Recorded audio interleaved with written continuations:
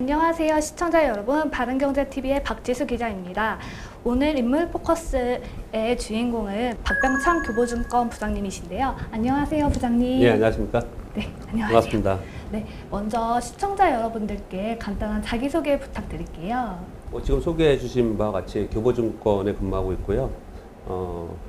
영업부에 근무하고 있습니다. 여러분들과 같이 똑같이 저는 투자를 하고 있는 투자자로서 시장을 바라보고 있고, 그런 의미에서 여러분께 좀 조금이라도 도움이 될 수 있는 그런 얘기를 좀 해드릴 수 있는 시간이 되었으면 하는 마음입니다. 최근 시황에 대해 간단하게 소개 좀 부탁드려도 될까요? 예, 바로 뭐 시황부터 얘기를 하시는데요. 워낙 시장이 강세이죠. 그리고 개인 투자들이 머니무브가 계속 일어나고 있는 그런 상황입니다. 근데 최근 들어서 약간 불편해졌습니다. 그 불편함이 이유가 무엇인지 좀 설명을 좀 드리도록 하겠습니다. 먼저 차트 한번 보셨으면 좋겠습니다. 차트 지금 화면에 좀 띄워져 있는데요. 우리 코스피 지수의 월봉 차트입니다. 이 일봉이 아니에요. 월봉 차트예요. 과거에 08년도에 여기 옆에 보시면 이렇게 급락했었던 게 있었죠. 이게 글로벌 금융위기입니다. 그리고 나서 급반등이 있었고요.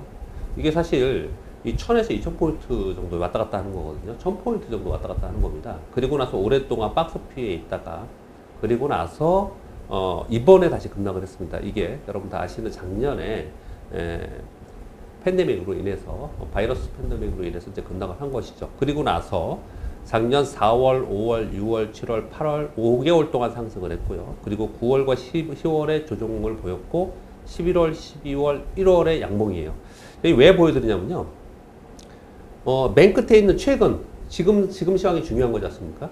지금 시황을 봤을 때 이 장대 양봉, 이게 월봉이라고 합니다. 일봉이 아니에요. 그 밑에 거래량과 함께 이 장대 양봉을 보면 여러분들은 어떤 생각이 드세요? 잠시 한번 생각을 해보세요.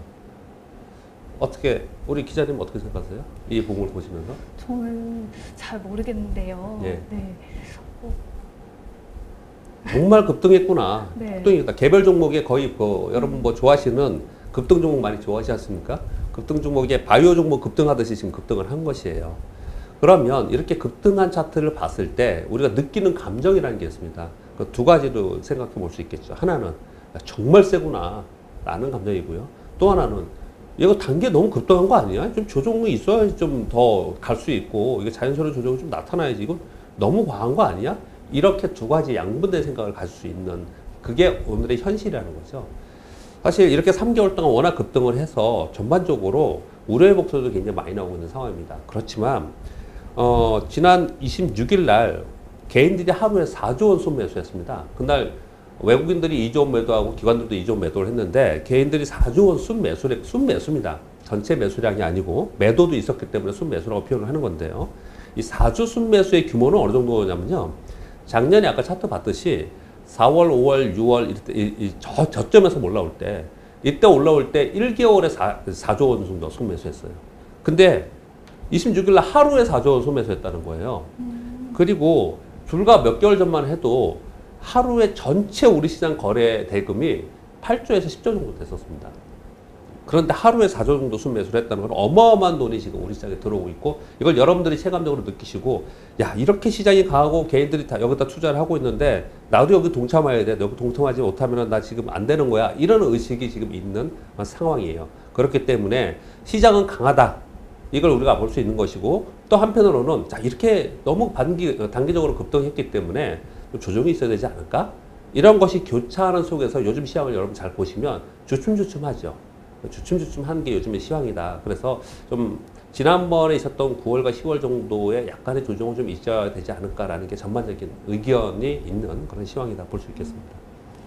올해도 벌써 한 달이 지났잖아요. 예. 올해 시황은 어떻게 보고 계시는지. 자, 이제 한 달 지났지만은 그래도 지금 이제 좀 전에 보여드렸듯이 워낙에 이제 단기 급등을 했고, 그리고 저점으로부터 굉장히 많이 올라왔습니다. 그렇다면 올해 시황에 대해서 그래도 다시 한번 그리고 작년 연말과 연초에 여러분들이 다 고민을 해보셨겠지만, 그래도 다시 한번 좀 점검을 해봐야 되지 않을까, 그래서 말씀을 좀 드려보도록 하겠습니다. 작년에 2020년 바이러스 사태로 인해서 반등의 폭과 속도가 매우 가파르게 일었었습니다. 저점으로 따지면 1439포인트에서 올라왔거든요. 고점이 3266포인트죠. 몇 퍼센트 올랐냐? 127% 올랐습니다. 그 두 배, 지수가, 종목도 아니고 지수가 2배 이상 오른 거예요. 작년 연초 지수가 2201포인트였거든요. 이걸로 따져봐도 작년 연말 지수 보면 48%, 그러니까 제가 고점지로 따졌을 때 48%가 오른 거예요. 11월 이후로 따지면 3개월 동안 무려 42%가 올랐습니다. 지수가 3개월 동안 42% 오른 거는 여러분 아주 극히 드문 일입니다.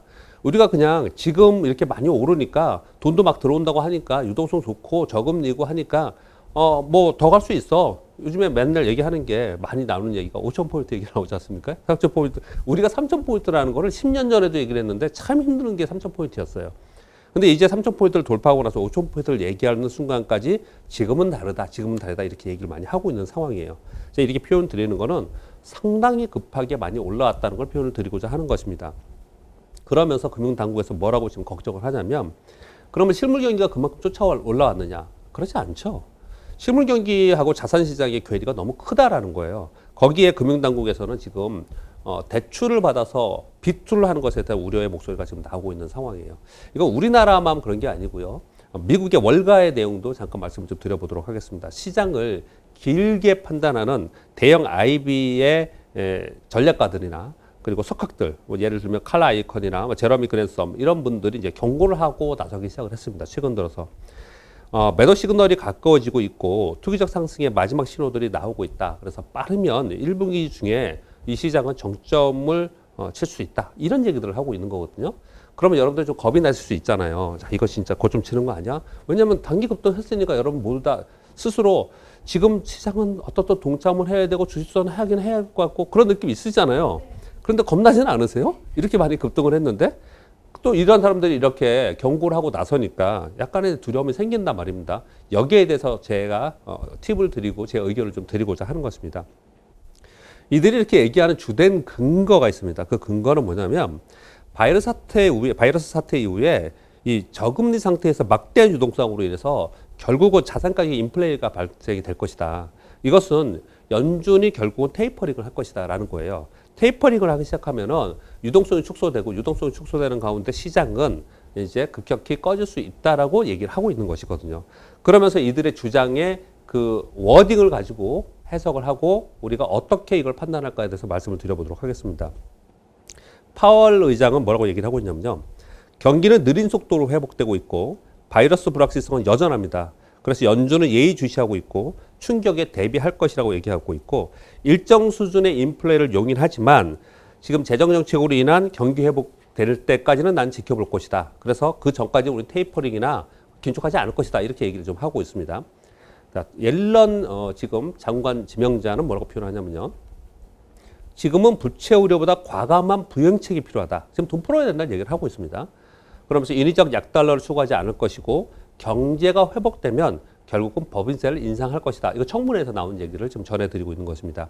좀 전에 말씀드린 것처럼 투자의 그루라고 얘기하는 사람들도 어떻게 얘기를 하고 있냐면 지금 개인 투자자들이 심장과 영혼을 던져서 가진 현금의 전부를 시장에 넣고 있다. 이 같은 버블 치고 최소 50%씩 하락하지 않았던 전례가 없다. 이거 조심해야 되고 그리고 그때가 언제쯤이냐 우리가 조심해야 될 때가 바이든 대통령이 자리를 잡을 때가 거품이 빠지기 시작할 타이밍이다. 이렇게 얘기를 했어요. 제가 이거를 쭉 적어서 주변에 저도 이제 시황가를 가져야 되고 그리고 주변에 이렇게 얘기를 해주면서 제 고객분들한테 얘기를 해주면서 자 그러면 여러분 지금 들으셨지 않습니까? 여기에 몇 가지 키워드를 우리가 찾아볼 수 있어요. 뭐라고 얘기를 하고 있냐면 이분들이 올해 돈을 풀 것이다. 첫 번째. 그리고 인플레를 용인할 것이다. 지금 뭐 부채나 이런 걱정할 문제가 아니고 부양책이 더 중요하다. 그렇지만 결국은 경제가 회복되면 법인세를 인상할 것이다. 그리고 마지막에 되게 중요합니다. 바이든 대통령이 자리를 잡을 때가 상투를 치고 꺾일 타이밍이다. 이렇게 얘기를 하고 있거든요. 그러면 앞에 거 다 빼고 여러분 생각을 해보자고요. 바이든 대통령이 자리를 잡을 때가 상투를 치고 시장이 꺾일 타이밍이라고 얘기를 하는데 그럼 바이든 대통령이 자리를 잡을 때가 언제일까요? 쉽게 생각을 해보자고요. 일단 지금 가장 큰 문제가 뭡니까? 바이러스 사태지 않습니까? 그럼 바이러스 문제가 해결되는 순간이죠. 그럼 백신으로 인해서 면역이 어느 정도 이제 되고 그래서 바이러스 문제가 우리 지금 사회에서 어느 정도 해소가 돼서 큰 걱정이 되지 않은 때 또 하나는 뭐죠? 바이러스 사태로 인해서 미국의 지금 내수나 그리고 고용이 굉장히 좋지 않잖아요.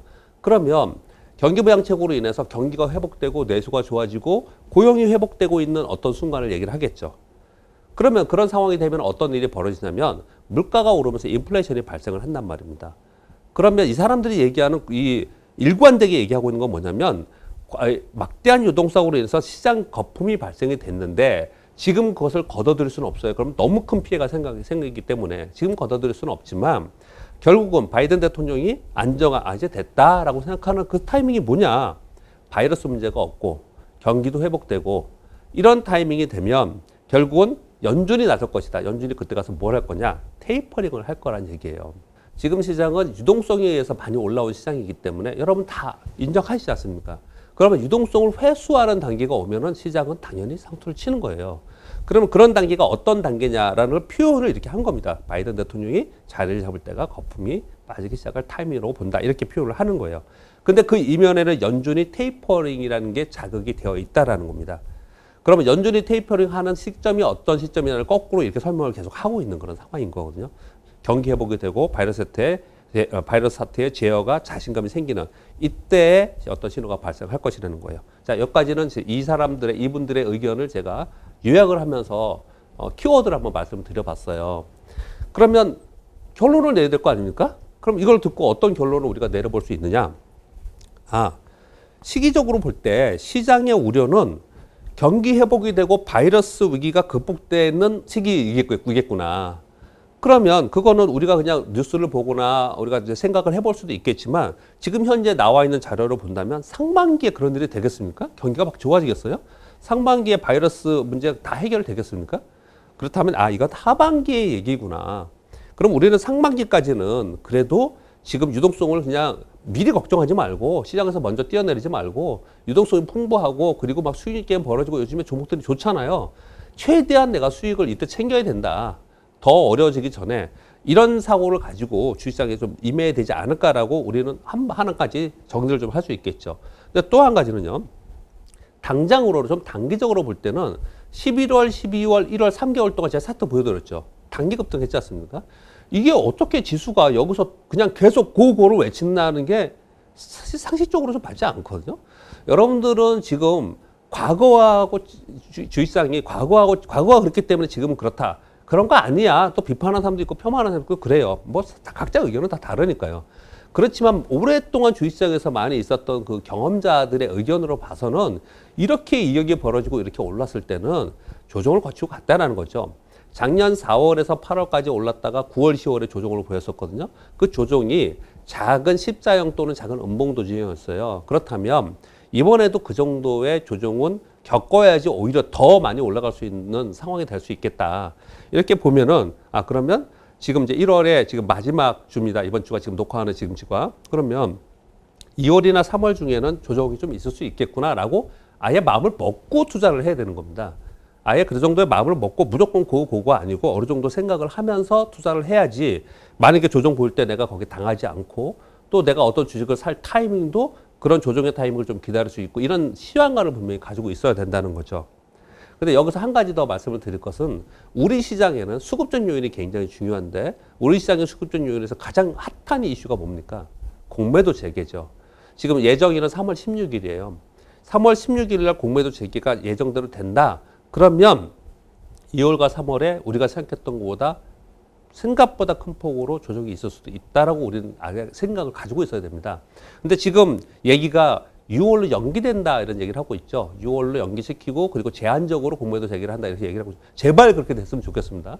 근데 만약에 그렇게 되면 2월, 3월에 지수가 조정을 보인다 하더라도 종목을 활발하게 수익 게임이 벌어질 거고 그리고 조정 이후에 아주 강한 상세가 더 일어날 수 있다. 이렇게 보시면서 이번엔 다르다만 생각하지 마시고 개인 투자들의 머니무브가 굉장히 진행이 되고 있지만 결국 지금 단기적으로 급등을 했고 그리고 전 세계 그루들이 이렇게 걱정하는 부분이 뭔가를 생각해 봤을 때 전체적인 시황을 제가 지금 말씀드릴 때 올해 1년을 말씀드렸잖아요. 올해 1년 시황에 하반기는 좀 위험할 수 있겠구나. 상반기는 괜찮을 것 같아. 상반기 내에서는 11, 12, 1월이 급등을 했으니까 2월, 3월은 조금 주춤할 수 있을 것 같아. 그럼 종목 장세가 되다가 그리고 나서 재차 상승하는 그런 타이밍이 될 수 있을 것 같아.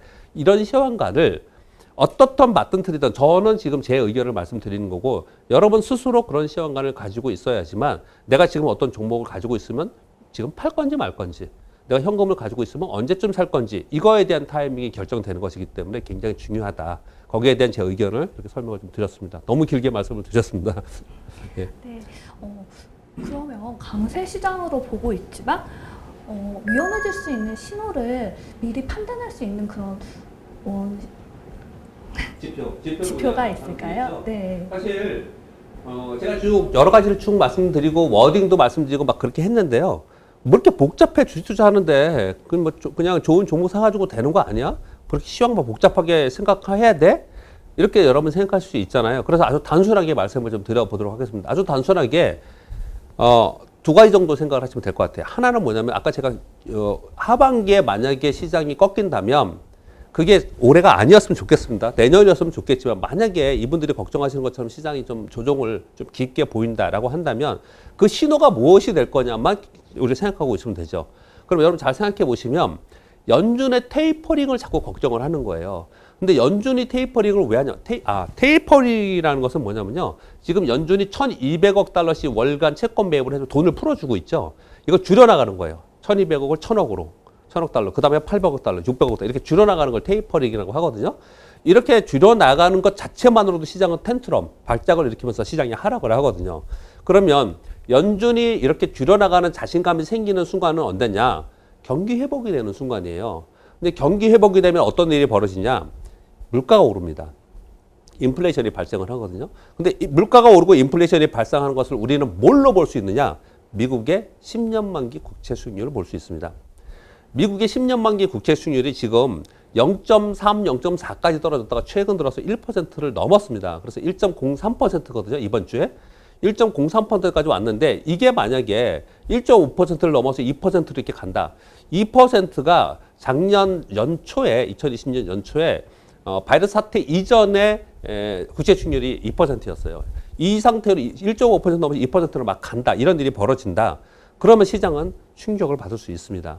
그래서 10년 만기 국채 수익률을 보는 게 굉장히 중요하다. 이 말씀을 드리고요. 또 하나는 PC라고 얘기하는 코어 물가 인플레이션이 있습니다. 이 물가 지표를 보셔야 되는데 이 물가도 지금 워낙에 저물가 상태에 계속 있었기 때문에 연준이 뭐라고 얘기했냐면 장기적으로 2% 이상으로 올라가는 것을 용인한다. 원래 목표치가 2%였는데 지금은 평균 물가제로 바뀌었어요. 그래서 2%를 용인한다고 얘기를 하고 있거든요. 그런데 2% 용인한다는 얘기는 전에는 1%였어요. 그러면 2% 평균제가 되려면 어떻게 돼? 향후에 3%가 돼도 평균이 2%잖아요. 그럼 물가가 3%까지 올라가면 굉장히 큰 하이퍼 인플레이션이 발생할 수 있어요. 그러면 인플레이션이 발생하면은 중앙은행은 뭘 해야 되느냐? 빨리 돈을 회수해야 됩니다. 돈이 많기 때문에 인플레이션이 발생을 하는 거거든요. 그렇다면 이것을 회수하는 작용이 또 뭐예요? 이게 테이퍼링이고 그리고 소위 말하는 QT라고 하는 긴축 정책을 쓰는 겁니다. 이런 일이 벌어질 수 있기 때문에 두 가지, 매크로 시황에서 두 가지를 보는 게 가장 중요합니다. 하나는 미국의 10년 만기 국채 수익률. 이게 1.5%를 넘어서 이게 가파르게 2%를 향해서 간다. 시장이 크게 흔들릴 수 있다. 이렇게 그냥 생각을 하시면 될 것 같고요. 또 하나는 물가가 2%를 넘어서 또 가파르게 2%, 2.5% 올라간다. 그렇다면 이것도 위험하다. 이렇게 보시면 될 것 같고 더불어서 우리 시장에 연관된 두 가지 정도 더 말씀을 드리면 환율이 굉장히 중요하죠. 지금 연준 재무장관 지명자가 달러가 강세가 되는 것을 그냥 그 약세로 만드는 걸 일부러 하지 않겠다. 강세되는 것을 용인하겠다. 이렇게 얘기를 하고 있거든요. 만약에 이게 달러가 계속 강세가 되면 그러면 위안화나 원화가 약세가 됩니다. 위안화와 연화가 약세가 되면 우리 시장이 왜 이렇게 많이 오르는 것 중에 하나가 뭐냐면요. 지금 원화가 상당히 강세가 됐어요. 위안화도 강세가 됐습니다. 그런데 반대로 위안화나 원화가 약세가 되면 외국인들의 입장에서는 환차손이 발생합니다. 그래서 우리나라에서 팔기 시작을 하거든요. 외국인들 최근에 우리 시장 안 팔지 않습니까? 작년에 많이 팔았지만. 근데 이들이 우리 원화가 약세가 되면 외국인들이 매도할 수 있거든요. 이런 부분들을 고려해보면 환율은 분명히 봐야 되는 게 맞다라고 생각하고요. 또 한 가지 마지막 하나만 더 말씀드리면 우리 시장에 지금 수급 적으로 개인 투자들이 어마어마하게 들어왔지 않습니까? 그럼 반대로 생각해보면 개인 투자들이 팔고 나가면 이 시장 끝나나요? 개인 투자들이 이렇게 끌어 올렸으니까. 근데 개인 투자들이 여기서 팔고 나갈 수 있는 모멘텀 그게 뭘까를 생각해 봐야 됩니다. 근데 제가 필드에 있기 때문에 제가 접하는 개인 투자들이 지금 들어온 개인 투자들이요. 그냥 바로 나가지는 않을 거예요. 아마도 계속 여기 있으면서 투자를 할 거라고 생각합니다. 근데 만약에 어떤 상황이 되면 이게 빠져나갈 것 같습니까? 외국인이나 기관이 매도하면 그동안에 외국인 기관을 매도를 했죠. 네. 어떤 상황이 되면 빠져나가냐면은 손실 나면 어쩔 수 없이 빠져나가죠. 손실이 나면은 두려움에 빠져나갈 수밖에 없어요. 그렇기 때문에 우리 지금 레버리지 투자하면 안 된다 계속 표현을 드리는 거예요. 레버리지 투자하면은 내가 만약에 3배수로 뭐 스탁론 받아가지고 3배수로 투자를 했는데 그랬는데 지수가 10% 20% 빠져. 그러면은 반토막 곧바로 나는 거예요. 그러면 두려움이 생기거든요. 즉 어떤 표현을 제가 드리고자 하는 거냐면 공매도 제도나 또는 지금 뭐 비투나 영끌 부동산 이런 것 때문에 이것을 부채의 우려 때문에 개인 부채의 우려 때문에 이것을 조금 제어하는 정책들이 나오려고 지금 하고 있죠. 이런 부분들과 연관해서 시장이 만약에 좀 하락을 한다. 그러면 개인 투자들이 손실 보기 시작하면 빠져나갈 수 있거든요. 그래서 개인 투자들의 동향을 보실 때 뭘 봐야 되냐면 우리나라에서 현재 시행하고 있는 금융 정책, 세제 정책 이것을 보시면서 그것이 어떤 한쪽으로 너무 안 좋은 쪽으로 계속 가면은 이것도 영향을 줄 수 있다. 이렇게 보시면 될 것 같아요. 여기까지 말씀을 드리면서 정리해서 말씀을 드리면 제일 중요한 거는 미국의 10년 만기 국채 수익률, 그 다음에 미국의 코어 PC 물가, 그 다음에 달러 인덱스와 환율, 그리고 우리나라의 세제 정책이나 개인 투자자들의 투자할 수 있는 환경의 정책들 변화, 이렇게 네 가지를 보는 게 가장 중요하다고 생각합니다. 네, 공부가 되게 많이 필요한 것 같아요. 그러면 장세나 종목에 따라 투자 전략을 어떻게 세워야 하는 게 좋을까요? 자, 제가 전체적인 올해 시황을 좀 말씀드렸어요. 마치 이렇게 얘기하다 보니까 저런 것 같습니다. 연말에 2021년 전망 얘기를 하는 것처럼 거의 제가 세미나 하는 것처럼 그렇게 얘기가 좀 되고 있는데요. 한번 쭉 정리하는 시간도 좋습니다. 매일매일 하루하루의 시황만 보고 하루하루 종목만 그냥 하지 말고요. 우리 머릿속에 하루 이렇게 한번 정리해보는 시간도 괜찮지 않을까 생각합니다. 제 말이 정답은 분명히 아닙니다. 그렇지만 저렇게 생각하고 있구나 어떤 사람들은 라는 걸 생각을 해보면서 나는 어떤 건 저 사람하고 의견이 틀려. 나는 근데 저 사람의 의견이 맞는 것 같아. 그러면 내 의견과 그 사람의 의견을 합쳐서 적절한 어떤 투자 전략을 가져가는 게 분명히 맞겠죠. 자, 그런데 제가 지금 전체적인 시황을 좀 말씀드렸어요. 올해 전체 시황이 이렇게 보는 거 많은 사람들이 이렇게 봅니다. 그리고 올해 단기적으로는 3개월 급등했기 때문에 2월, 3월에는 이렇게 해야 되고 이런 전략까지 좀 말씀을 좀 드렸었거든요. 그리고 나서 그렇다면 어떻게 상반기이든 하반기이든 어떤 위험이 발생을 한다면 그 위험의 신호는 뭘까까지 말씀을 드렸어요. 좀 전에요. 그러면 이제 전략을 한번 말씀드려보겠습니다. 지금 개인 투자들이 어마어마하게 많이 들어오고 있잖아요. 최근에 들어온 개인 투자자들은 작년에 들어온 개인 투자자하고 달라요. 작년에 들어온 개인 투자자들은요, 시장이 2200포인트에서 1400포인트까지 폭락하는 상황에서 그 상황에서 밑에서 들어온 개인 투자자들이에요. 그 사람들은 쉽게 우리 그냥 일반 개인 투자자가 아닙니다. 굉장히 적극적인 스마트 머니들이 들어온 거예요. 이분들이 지금도 갖고 계신 분들이 있지만 제가 아는 바에 의하면 많은 분들이 이미 실현을 많이 했습니다.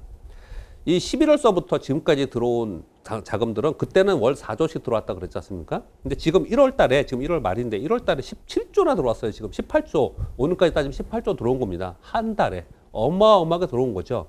이 돈들은, 전문가들 돈이 아니에요. 스마트 머니가 아닌 것 같아요. 제가 보기에는요. 물론 다는 아니겠지만, 많은 분들이 굉장히 시장에 두려움은 있지만, 그래도 안 하면 안 될 것 같아. 안 하면 안 될 것 같아. 여기 동참하지 않으면 나만 도태될 것 같아. 우리 뽀머주국이라고 그러죠. 이런 돈들이 상당히 많이 되어 있습니다. 보수적인 돈들이라고 봐야겠죠. 이게 빠른 이 시장을 빨리 쫓아다니는 돈들이었으면 작년에 들어왔겠죠. 근데 이게 뒤늦게 들어왔다는 얘기는 상당히 보수적일 가능성이 되게 높습니다. 그러면 이분들은 투자를 어떻게 할 것 같습니까? 이분들은 잘 모르는 주식이거나 위험하다고 생각하는 주식을 안 할 가능성이 굉장히 높습니다.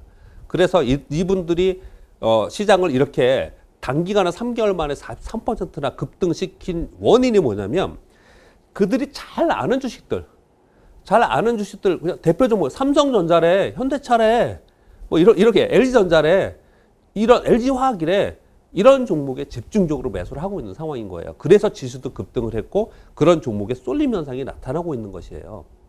일단 대기업의 대표적 섹터 대표 종목들이 순환할 것이라는 게 첫 번째 우리가 기억해야 될 키워드이고요. 두 번째는 그러니까 수익이 오르서 거기서 많이 나올 수 있다라고 말씀을 드리는 거예요. 두 번째는 똑같이 대표주들을 하더라도 대형주를 하더라도 어떤 관점에서 해야 된다고 말씀을 좀 드리면 작년 12월에 2021 전미 경제학회가 있었습니다. 거기서 레리 서머스 교수나 존 테일러 교수분들이 어떻게 얘기를 했냐면 위기일 때는 신성장 산업 지원의 정책에 초점을 맞춰야 된다. 그래서 규제 완화를 강조하고 기술 교육을 강조했어요. 뭐라고 얘기를 하는 거냐면 이렇게 얘기를 하는 겁니다. 산업의 구조적 변화에 연동하면서 변화하는 기업 여기에 투자를 해줘야 된다는 거예요. 국가도 위기를 극복하기 위해서는 이렇게 표현을 했어요. 그러면서 이걸 가지고 제가 어떻게 표현을 드리는 거냐면 그렇기 때문에 투자 결정은 과거에는 우리가 주식시장은 뭐하고 연동하죠? 경기 사이클하고 연동하죠. 경기에 6개월 정도 선행하면서 사이클이 돈다라고 표현을 한단 말입니다. 이거 지금 08년 그 글로벌 금융위기 끝나고 나서는 시장이 많이 변했어요. 과거 이후랑 굉장히 많이 다르단 말입니다. 특히 지금은 유동성과 4차 산업혁명이라고 하면서 변화되는 시기이고 이 변화를 가속화시켰죠. 누가 가속화시켰습니까? 코로나가 가속화시켰단 말입니다. 그래서 지금은 투자 결정은 경기 사이클에 연동한 순환적 사이클에서 하는 게 아니에요. 우라가미 군이오가 얘기하는 주식시장의 4개 얘기하면서 금리와 연결돼가지고 경기가 뭐 산업재가 좋아지고 그 다음에 완성품이 좋아지고 뭐 이런 식의 흐름, 경기 사이클 이런 사이클로 시장을 바라보는 관점이 아니고요. 산업의 구조적 변화 사이클에 투자를 하는 거예요. 이게 키포인트입니다. 산업의 구조적 변화 사이클. 이 얘기는 뭐냐? 아까 제가 개인 투자자들이 들어와서 어마어마한 돈을 싸들고 들어와서 대기업 또는 섹터 대표 종목들을 산다 그랬지 않습니까? 그럼 섹터 대표 종목들을 아무거나 사면 되는 돈을 버느냐? 아니라는 거예요. 산업의 경기 사이클을 타는 것이 아니고 구조적 변화 사이클을 타는 것을 사야 된다는 거예요. 여러분 잘 생각을 해보세요. 삼성전자 하나만 가지고 샀을 건 아니에요. 삼성전자가 반도체 빅사이클이 온다고 하면서 작년서부터 얘기가 있었지만 그렇게 강하게 가지 못했죠. 근데 사실은 삼성전자가 이렇게 급등했던 그 타이밍이 뭐가 있었냐면 TSMC의 급등이 있었습니다. 대만 TSMC에. 왜 그랬냐면 인텔이나 뭐 AMD나 이런 유수의 기업, 애플이나 이런 유수의 기업들이 자체 칩을 개발하다가 애플은 자체 칩을 개발하지 않았지만 아무튼 인텔이 자체 칩을 개발하다가 이제 자체 칩 우리가 스스로 개발하지 않고 너희들한테 맡길게, 파운드리에 맡길게 이렇게 얘기를 한 거예요. 그러다 보니까 어마어마한 수익이 TSMC에 나왔고 2021년도에도 엄청나게 수익이 늘 거다라고 계속 발표가 된 거거든요. 이 삼성전자는 그럼 당연히 TSMC와 경쟁 회사인데 전 세계 1, 2위 하는 회사인데 당연히 수혜를 입겠죠. 그러다 보니까 삼성전자가 엄청나게 오를 수 있는 그런 기회가 생겼고 그리고 지금 여러분 뉴스 들으시기에 반도체용 차량용 반도체가 없어서 제가 말을 너무 빨리 하니까 좀 숨가쁘네요. 차량용 반도체가 없어서 그래서 자동차 완성차 공장이 섰대지 않습니까? 그러니 전반적으로 볼 때 반도체가 무지무지 필요한 거예요. 그러니 반도체 빅사이클이 됐다라는 게 맞아 떨어지면서 삼성과 SK 하이닉스, 동바이텍 이런 것들이 뜬 거거든요. 그러면서 얘들만 뜨느냐? 그렇지 않죠. 이 전방 대기업이 좋으면 후방에 있는 중소기업들, 거기에 납품하는 기업들이 같이 좋은 거죠. 그러니까 반도체라는 한 사이클이 있는 거예요. 그 한 섹터가 있는 거, 이게 시장을 이끌고 가고 있는 거거든요. 또 말씀드려볼게요. 애플카이겠죠. 사실은 애플이 현대차랑 할 거냐, 기아차랑 할 거냐, 혼다랑 할 거냐 결정 안 내려줬어요. 그런데 애플카를 현대차랑 완전 자율 전기차를 얘기하는 거죠. 이걸 현대차랑 할 것이다 그래갖고 현대차가 막 급등했죠. 그러다 좀 있다가 기아차랑 할 거래. 그래서 기아차가 또 급등을 했죠. 이렇게 현대 기아차가 미래차나 자율주행, 로봇 관련해가지고 이슈가 되면서 이들도 급등을 했습니다. 또 말씀드려볼까요? 최근 들어서 LG와 LG전자가 급등을 했어요. 최초에는 뭐 때문에 급등했냐면 전장 부품, 자동차 부품에 진출한다 그러면서 마그나와 제휴, 조인트 벤처 만든다고 해서 급등을 했어요. 그러다가 LG전자가 만년 적자 산업이 휴대폰, 고사양 휴대폰 산업을 뭐 접는다 또는 아직까지 결정은 안 된 겁니다. 또는 뭐 줄인다, 축소한다 이런 내용들이 나오면서 그러면 환호한다 시장은 야, 적자 산업 빼고 잘 되는 산업으로 내려가는 것을 우리는 환호한다 이렇게 얘기를 하는 거예요. 그러다 보니까 LG와 LG전자가 좋아진 거지 않습니까? 그러면 여기도 또 한 축이 있어요. 또 어디가 또 있냐? SK그룹 보세요. SK그룹은 예전에 우리가 SK 생각하면 뭐예요? SK텔레콤? SK이노베이션? 뭐 이런 것들이잖아요. 정유, 뭐 통신 이런 전통적인 굴뚝주에 있었습니다. 그런데 지금의 SK는 뭡니까? SK 그러면 딱 못 생각나. 요즘 세대들은 과거를 모르고 요즘에 주식투자한 분들이 요즘 젊은 사람들은 SK 그러면 뭘 생각할까요? 예, 그것도 좋습니다. 그것도 컨텐츠이고 플랫폼 사업이니까 성장 산업이지 않습니까? SK 그러면 지금 가장 많이 떠오르는 게 SK 바이오 사이언스죠. SK는 바이오 그룹으로 완전 덜바꿈됐어요. 근데 바이오만 하는 게 아니에요. 수소경제, 지금 말씀하신 플랫폼, 컨텐츠 이런 쪽으로 완전히 회사가 변화가고 있는 그런 상황이 있습니다. 하나그룹은 뭐예요? 태양광이죠. 두산은요. 풍력과 수소 발전을 한다 그러죠. 효성그룹은요. 효성그룹은 수소와 풍력의 소재를 한다고 하고 있습니다. LS그룹도 풍력한다고 그러고 제가 이렇게 몇 가지 불러드렸어요. 제가 왜 이렇게 목소리 높여가면서 이렇게 말씀을 드리냐. 지금 투자 전략 말씀하셨잖아요. 네. 시황 얘기했습니다. 주의점 얘기했습니다. 자, 그러면 올해 최대한 수익률을 끌어올려야 돼요. 시장이 영원히 좋지 않습니다. 시장이 좋을 때 수익을 끝까지 올려놓고 그리고 안 좋을 때는 조금씩 깨먹고 있어야 돼요. 여러분 시장이 좋을 때 난 돈 벌어서 시장이 안 좋을 때는 싸들고 나갔다가 또 시장이 또 저점에서 됐을 때 또 위기가 발생하면 나 들어와서 또 벌고 이렇게 마음 쉽게 우리 그렇게 술 한잔 먹으면서 밥 먹으면서 얘기할 수 있겠죠. 그렇게 할 수 있을 것 같습니까? 그런 타이밍을 우리가 맞출 수 있을 것 같냐고요. 위기가 발생을 하고 고점 찍으면서 떨어지기 시작하면 투자자들의 90% 이상은 미리 방어하지 못합니다. 미리 대비하지 못해요. 그래서 또 같은 그런 힘듦이 발생할 수 있습니다. 그러니 좋을 때는 어떻게 해야 되느냐? 최대한 돈을 벌어야 돼요. 어떻든 돈을 벌어야 된다고요. 그럴 때 내가 어떻게 거래를 해서 어디에 투자해서 돈을 벌까라는 걸 지금 설명을 드리고 있는 거예요. 뭘 자꾸 해야 되냐면 과거의 생각에서 벗어나서 그리고 또는 내가 잘 모르는 종목에 가서 막 연구해가지고 이렇게 하지 마시고 그렇게 하시면 지금 들어온 돈들은 대형주의 대표 종목에 쏠림 현상이 있을 수밖에 없어요. 그리고 시장 자체가 국내 기업들 여러 가지 설명을 드렸잖아요. 대기업들의 변화가 되고 있어요. 이렇게 변화에 순응하면서 연동하고 있는 대기업군 여기에 종목들 지금 얘기한 게 뭐 삼성, 현대, 기아차, 뭐 현대 모비스, LG, SK, 뭐 한화, CJ 이것만 해도 10개는 되겠네요, 종목에. 이런 종목 이거만 그리고 또 거기에 바로 뒤에 있는 그 후반 기업들 있잖아요. 몇 가지만 골라도 한 20개는 될 겁니다. 여기서 벗어나지 않아도 이 아래서만 거래해도 훨씬 더 안전성을 가지면서 수익률을 극대화시킬 수 있거든요. 수익률이 안정화될 수 있다는 표현은 뭐냐면요. 주도주군에서 약간 벗어나 있으면 시장이 조금만 더 흔들려도 나머지는 좀 크게 하락할 수 있어요. 근데 주도주군에 속해 있는 것들은 크게 하락하지는 않습니다. 내가 대비할 시간의 여유가 좀 생길 수 있어요. 그러니까 이러한 지금 사이클의 구조적 사이클, 변화 사이클 이것을 이해를 하고 여기에 맞는 것에서 난 투자를 올해 적극적으로 해나간다. 이런 전략을 가져가시는 게 어떤가라고 조언해 드리도록 하겠습니다.